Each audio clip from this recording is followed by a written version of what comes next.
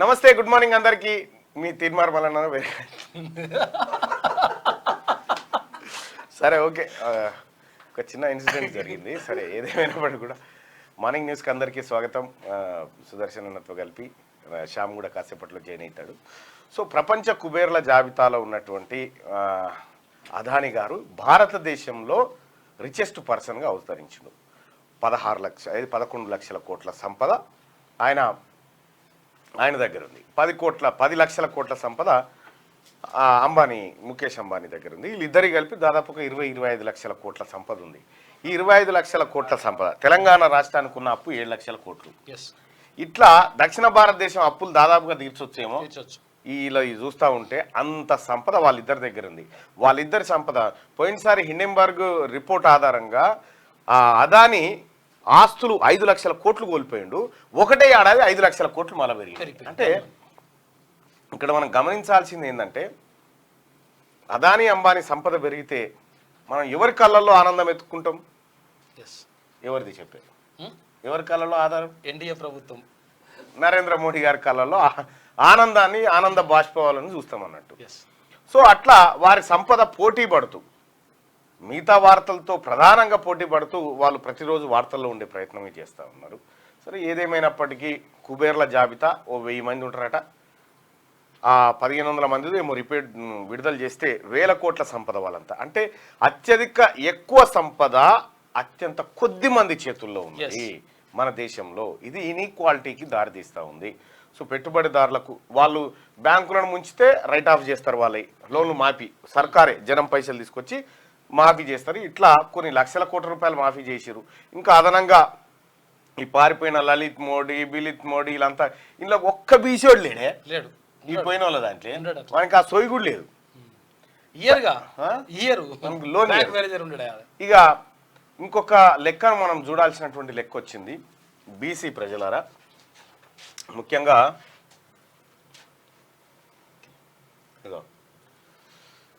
కేంద్ర ప్రభుత్వ ఉద్యోగాలకు సంబంధించి 30th report OBC welfare parliamentary committee submitted on 8/2/2024 at Lok Sabha and Rajya Sabha. As per data of 72 ministries, department 1/1/21 రోజు నాటికి భారతదేశంలో బీసీల జనాభానే ఎక్కువ. 60% వరకు బీసీల జనాభా ఉంటుంది. అయితే వీళ్ళకు 27% రిజర్వేషన్ ఉంది. 27% రిజర్వేషన్ ఈ బీసీలకు అమలైందా? వాస్తవానికి కేంద్ర ప్రభుత్వ ఉద్యోగాలలో 27% మంది బీసీలు ఉన్నారా అని ఒక్కసారి రిపోర్ట్ తీస్తే దాదాపు మొత్తం ఉద్యోగస్తుల సంఖ్య 18,92,059 మంది మొత్తం కేంద్ర ప్రభుత్వ ఉద్యోగులు. అందులో ఓబీసీలు ఎంతమంది అంటే 4,15,799 మంది ఉన్నారు. అంటే ఎంత పర్సెంటేజ్ ఉన్నారు? 21% ఉన్నారు. ఎంత తక్కువైంది? 6%. అంటే 1,00,000 ఉద్యోగాలు బీసీలకు దక్కలే. ఇంకా 27% కూడా అమలు కాలే. కేంద్ర ప్రభుత్వ ఉద్యోగాల్లో 1,00,000% అమలు కాలే. ఇప్పుడు ఇంకా వీకింది. ఇంకా ఈడబ్ల్యూఎస్ వచ్చింది కదా, ఈ ఇళ్ళకేనే మళ్ళా కోత. దాదాపుగా 1,00,000 ఉద్యోగాలు, ఓబీసీల ఉద్యోగాలు అక్కడ ఆగమైపోయినాయి. ఇక్కడ లేరు. అట్లా అసలు యాక్చువల్ గా ఉన్నదే తక్కువ. అసలు యాక్చువల్గా 27% అనేది అద్భుతమేం కాదు. అసలు 27% అనేటువంటిది కేంద్ర ప్రభుత్వం గతంలో ఇచ్చింది. అది అసలు యాక్చువల్ గా ఉన్నదేమో 60%. 60% ఉన్న వాళ్ళకి 27% ఇస్తే అదే మహాప్రభు అనుకుంటే అందులో కూడా అది కూడా కోత పెట్టేసింది, కథమైంది. ఇక ఇక్కడ చూస్తే మనకు యాక్చువల్ గా 18,92,059 ఉద్యోగాలలో 5,10,856 ఉద్యోగాలు రావాలి. కానీ ఎంత తక్కువ వచ్చినాయి? 95,057 ఉద్యోగాలు తక్కువన్నాయి. ఇంకా 1,00,000 ఉద్యోగాలు తక్కువన్నాయి. షార్ట్ ఫాల్ చూసుకో. ఇగో సెంట్రల్ యూనివర్సిటీలలో చూసుకుంటే బీసీల పరిస్థితి ఇంత దారుణంగా. అయితే ఈ ఉద్యోగాలలో కూడా ఈ ఉన్నోళ్ళందరూ కూడా కింది స్థాయి ఉద్యోగులే ఎక్కువ ఉంటారు. అయ్యే దీంట్లో కూడా ఇగో ఏది సఫాయి కర్మచారి వాళ్ళే ఉంటారు ఎక్కువ. మళ్ళా ఇగో ఇది చూడరే, సఫాయి కర్మచారులు 35,110 ఉంటే బీసీలు 6,280 ఉన్నారు. ఇలా మంచిగా ఉన్నారు. ఇక గ్రూప్ సి ఉద్యోగాలలో దాదాపుగా 33,68,101 ఉద్యోగాలు ఉన్నాయి. ఇక గీన్నే చూసుకో గ్రూప్ సిలోనే ఈ బుడ్డ ఉద్యోగాలు, పెద్ద ఉద్యోగాలు అసలు మన దరి కూడా చేరలే. ఇట్లనే ఊకుంటే ఈ 1,00,000 బీకినాయి. మనం ఇప్పటిదాకా ఓట్లు గుద్దుకుంటూ వచ్చినాం. ఇప్పటిదాకా ఎవరు నాకు ఒక ఆయన పంపిండు, మెజారిటీ బీసీలు రెడ్లకు వెలమలకు ఓట్లేసి వాళ్ళ దగ్గరకు పోయి హక్కుల కోసం డిమాండ్ చేస్తారట. వాళ్ళని సీట్లో కూర్చున్నబెట్టి వీళ్ళు హక్కుల కోసం డిమాండ్ చేస్తారట.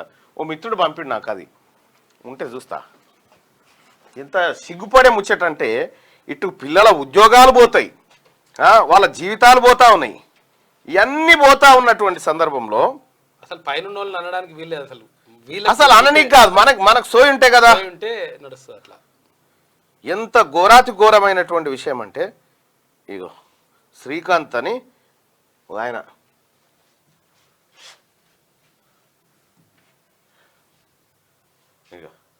మెజారిటీ ప్రజలైన బీసీలు తమ ఓట్లు రెడ్డి వెలమ కులాలకు వేసి వారిని రాజ్యాధికారంలో కూర్చోబెట్టి వారి దగ్గరనే మన రాజ్యాంగబద్ధ హక్కుల కోసం యాచించడం దౌర్భాగ్యం.